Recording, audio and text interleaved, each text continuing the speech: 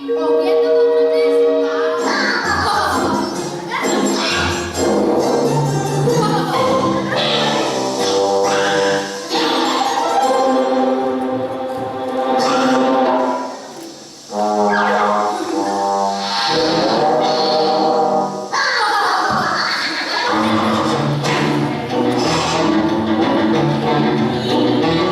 अरे हे बघा साडी आली बरं.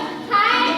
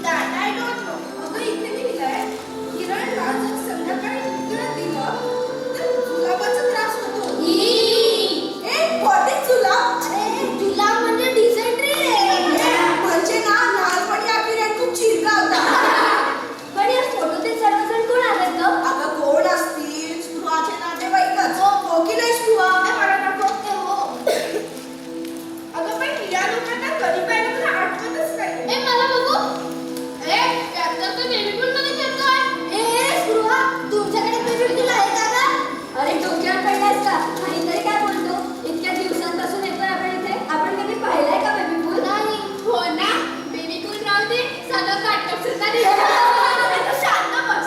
ए स्पृहा, हा फोटो तुझ्या या घरातला नाहीये ना, तो तुझ्या आधीच्या घरातला असावा.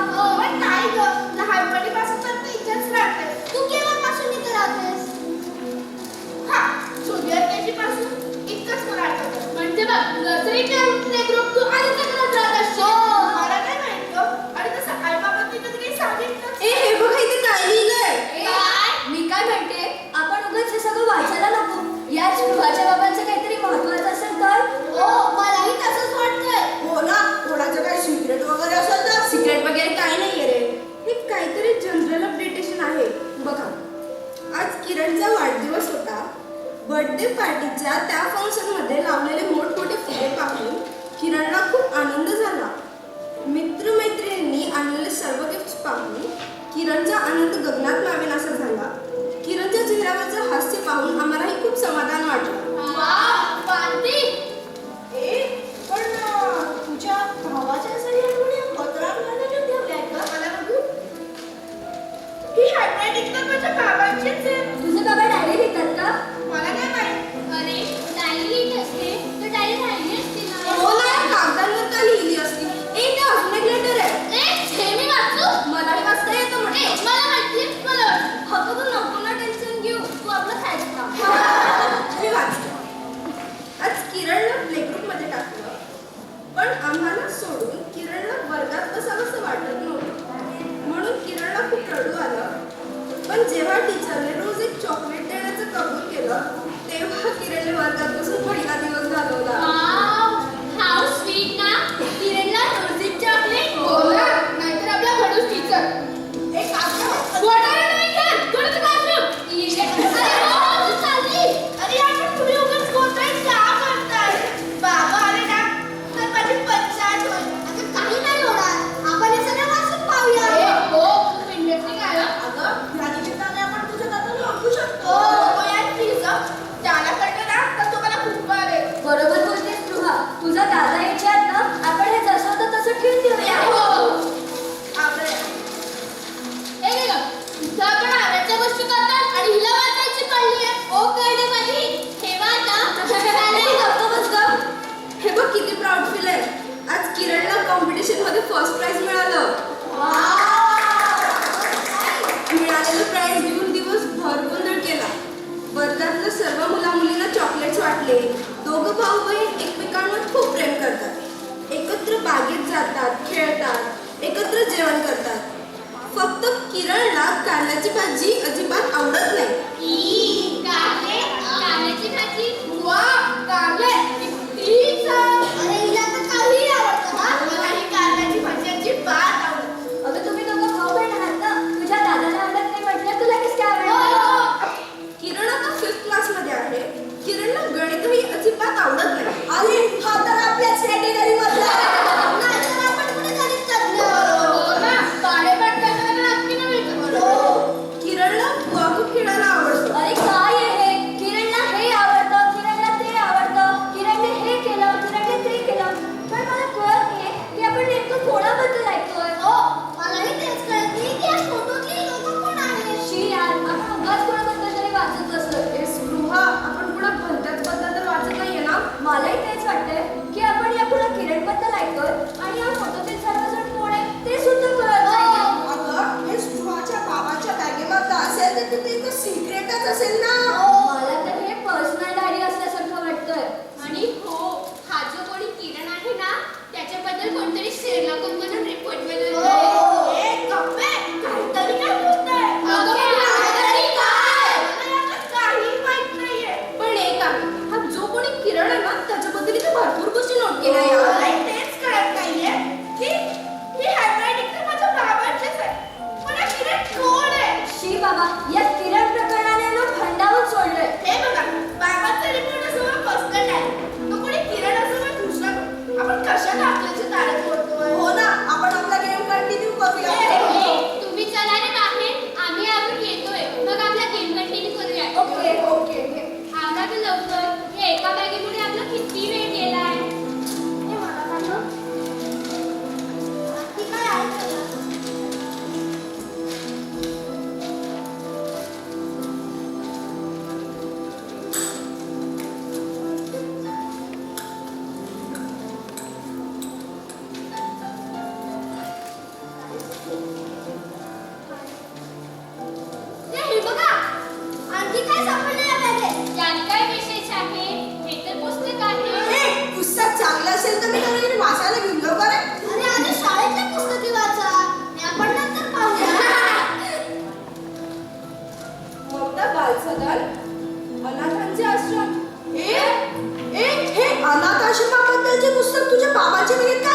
ग?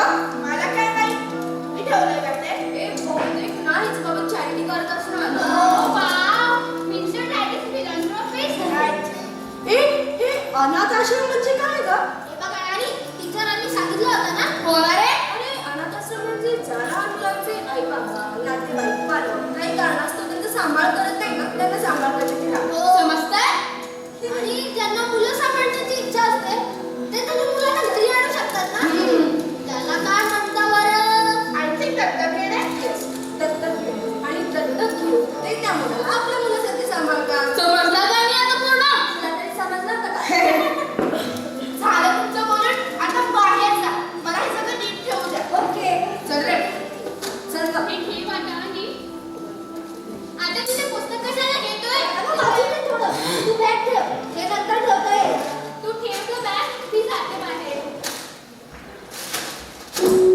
एक चला आपण आपलं गेम कंटिन्यू करूया. चल, चल, चल. ए थांब हिला काय झालं सायलेंट व्हा ना. मला वाटतं. काही काय काय रे संजना काय झालं काही नाही हो मी विचार करते कसला गं? अगं त्या अनाथ मुलांचा त्यांना कसं वाटत असेल तिथे आपल्या आई बाबाची वेळ जाताना मध्ये त्यापेक्षाही जास्त वाटत असेल दुसऱ्यांच्या घरी जाताना. हो ना. आपला तर एक दिवस पण निघायचं नाही आईबाबांशी बाहेर. हे बघा आपलं मुलं झालंय आता आपण उगाच नको विषय वाढवायला पण सज्जना जे बोलते ते बरोबर आहे. असं नाही पण आपल्याला त्याच्याशी काय करायचंय आपल्याला त्याच्याशी काहीही देणं घेणं नाहीये बघ कशी बोलते. तुझं कोणी असं असतं ना अनाथ आश्रमात तर तुला समजलं असतं. आता हे काय दिसलं नाही माझं कुणी नाही आणि म्हणून मला काहीही वाटत नाही या स्त्रियांचं ना असंच असतं. आपण जे बोलतो ते तुला अजिबात पटत नाही. हे जाऊ दे ना यार. आपण आपले गेम कंटिन्यू करूया. हे नको यार. आपण तसे गेम नेहमीच खेळत असतो. आज आपण एक नवीन गेम खेळूया. कोणता? माझ्या डोक्यात एक प्लॅन आहे. आता खेळ वगैरे नको रे यार माझा मूड ऑफ झाला. अगं तुझ्या मुलं राहू दे. आता आपण एक छान गेम खेळणार आहे. कोणता सांगशील का अरे आतापर्यंत आपण जे अनाथ मुलांबद्दल डिस्कशन करत होते ना ते कंटिन्यू करूया. अरे तू काय बडबडतोयस? आम्हाला काहीच समजत नाहीये. अरे अनाथ आश्रमातील मुलांच्या काय भावना असतील जर ते आपण समजून घेतलं तर. आता इथे काय आपण डिस्कशनसाठी जमलोत का ए त्याने बोलतोय ना ते मलाही पटतंय. समजा आपल्यातलं कोणी अडॉप्टेड असतं तर असं तर काय विचार केला असता पण कोणीही अडॉप्टेड नाहीये. आपल्याला समजायला काही हरकत आहे का? अगं कोणीतरी अडॉप्टेड आहे असं समजून आपण एक खेळ खेळूया. चालतंय चालतंय. ए अभी नको तू आहे दिसतोय अगदी तसाच काही बघ त्याच्याकडे ते अडॉप्टेड दिसतो का? मग कॉमेडी आहे. मग आपण एक काम करू आपण या संजनाला संजना नको ती आधीच आहे. मला तर वाटतं या बॅटरीलाच कर नाही नाही यार मी नाही होणार adopted. मग आपण एक काम करू आपण या स्पृहाला करूया. चालतंय चालतंय. माझ्या घरी आलं तर सगळी काय मलाच करायला लागणार. मी नाही यार प्लीज तुमचं तुमचं काय खायचं ते हे झालं तर मग फायनल. हे तू आता असं फील करायचं की तू अडॉप्टेड आणि तुला जे काही वाटेल ना त्याच्याने आपलं कन्सेप्ट बदलेल. खेळ आपण खेळायचं. चल सांग. तुला जर तुला समजलं असतं तू अडॉप्टेड आहे तर तू काय केलं असतं ग? काय वाटतंय तुला सांग. जर मला समजलं असतं की मी अडॉप्टेड आहे तर मला खूप वाईट वाटलं असतं आणि जे काही घडलंय ते जर मला माहीत पडलं असतं तर मी माझ्या बोलायचं नाही ग. आपण डायरेक्ट प्ले करायचा मीन्स ड्रामा करायचा. अरे आपण मी एकटीने कसा करायचा ड्रामा अगं तू एकटी कुठे आहेस? आम्ही आहोत की सगळे तुझ्यासोबत. आमच्यातला एक जण तुझ्या मम्माचा रोल करेल आणि एक जण बाबांचा. हो येस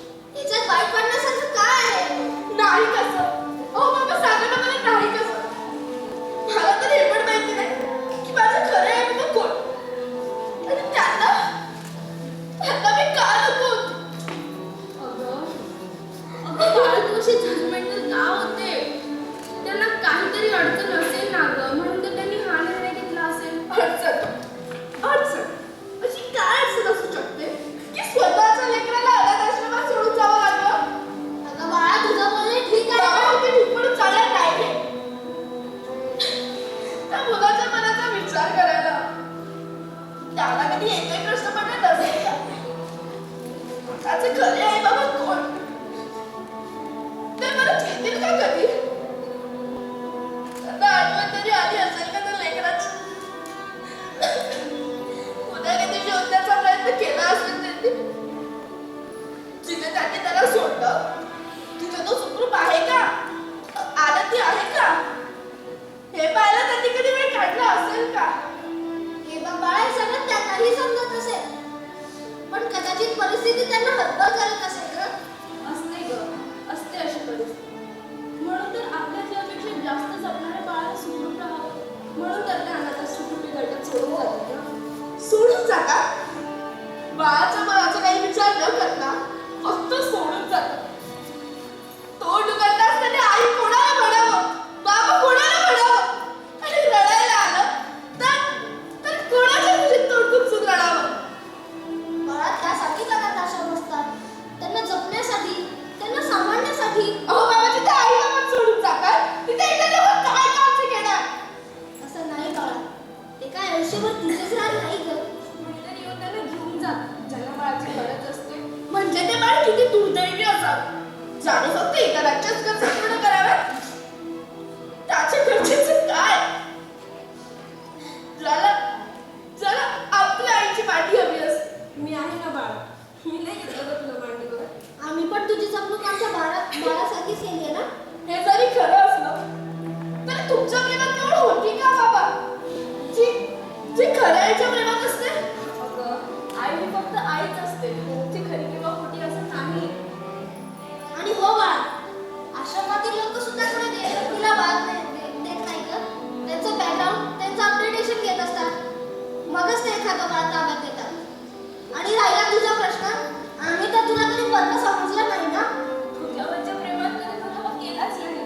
आणि दुरावा ठेवायचेच असतात तर तुला अडॉप्ट का केलं असतं? पण एक मुलं असताना का केलं तुम्ही मला adopt? त्याला एक कारण आहे ग, पण तुला सांगून कळणार नाही. तुझ्या समजण्या पलीकडचं आहे सगळं. असं कसं? मला समजायलाच पाहिजे. मी काही लहान नाही आहे. अरे बाळा, तुला नाही सांगता येणार. कसं नाही सांगता येणार बाबा? सांगा मला. अहो सांगा तिला. जर तिला नाही सांगितलं तर आपण केलेल्या प्रेमाला ती परक पडेल. अगं पण तिला कसं सांगणार ग? हे बघ सुहा, जेव्हा मला केदार झाला आम्ही खूप आनंदी होतो आणि आमचा सगळा वेळ केदारलाच द्यायचो. आम्ही दोघं नोकरी करत असल्याने आम्ही ठरवलं की आमचा बाकीचा सगळा वेळ केदारच्या संगोपनासाठीच द्यायचा. आणि तसंच होत होत आम्ही तिघे अगदी व्यवस्थित राहायचो. केदारसोबत फिरायला जायचो, खूप मस्ती करायचो. पण जसं जसं तो मोठा होत गेला त्याला सतत आपल्या सोबत कोणीतरी खेळणारं आणि वावरणारं हवं होतं. जेव्हा आम्ही गार्डनमध्ये जायचो तेव्हा दुसऱ्या मुलांचे, त्यांच्यासोबतचे लहान किंवा मोठे भाऊ बहिणीला खेळताना पाहून म्हणायचे, मलाही एक लहान भाऊ पाहिजे. आणि जेव्हा बाबांच्या हातात राखी बांधताना पाहिलं तेव्हा मलाही बहीण आणून द्या असं म्हटलं. म्हणून बहीण आणून द्या असा हट्टच त्याने धरला. आणि हो स्पृहा, मग आम्ही विचार केला की केदारला एक बहीण हवी आहे तर आपण एक मुलीला अडॉप्ट करूया. कारण या जगात अशी भरपूर मुलं आहेत ज्यांना आई बाबांचं प्रेम मिळत नाही ग. त्या मुलांपैकी जर आपण एक मुलीला अडॉप्ट केलं तर किती चांगले. त्या अनाथ मुलीला सुद्धा एक कुटुंब मिळेल, तिचं आयुष्य घडेल, ती अनाथ मुलगी सुद्धा स्वतःच्या पायावर उभी राहील. म्हणून आम्ही तुला दत्तक घेण्याचा निर्णय घेतला का? केदारची हौस असल्याने आम्ही तुला अडॉप्ट केलं. आणि अनाथ असणाऱ्या लहान मुलांना आयुष्य देणाऱ्या लोकांच्या सहभागात आम्ही खालीचा वाटा उचलतो. हो. म्हणजे तुमचा स्वार्थ न पाहता मला एक चांगलं घर द्या, माझं आयुष्य घडावं म्हणून तुम्ही मला adopt केलं. हो बा,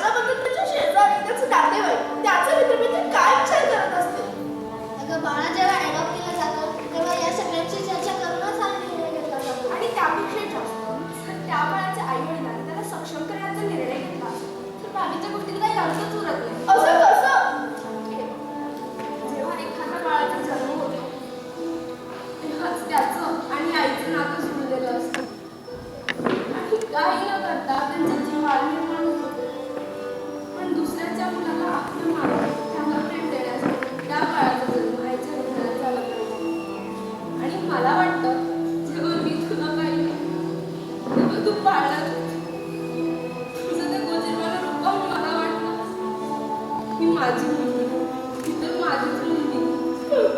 इतकं प्रेम करतोस तू माझ्यावर? अजून कळत नाही बाळा.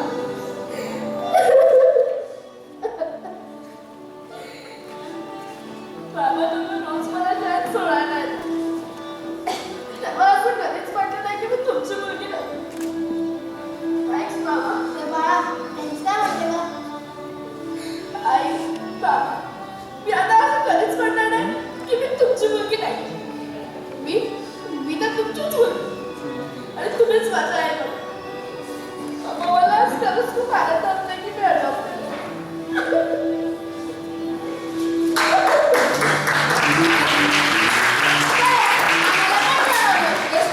बेस्ट ऍक्टिंग केली सर. हो मग ऍक्टिंग कुणाची आहे? तुम्ही दोघांनी पण मस्त ऍक्टिंग केली. चला आज एक नवीन नाटक पाहायला मिळालं. आयडिया, आपण हे नाटक स्कूलच्या आयुर्वेद फंक्शनमध्ये प्रेझेंट करायचं. मला माझ्या बाबांची ऍक्टिंग करून माझं डेअर कम्प्लीट करायचं होता. पण तुम्ही सगळ्यांनी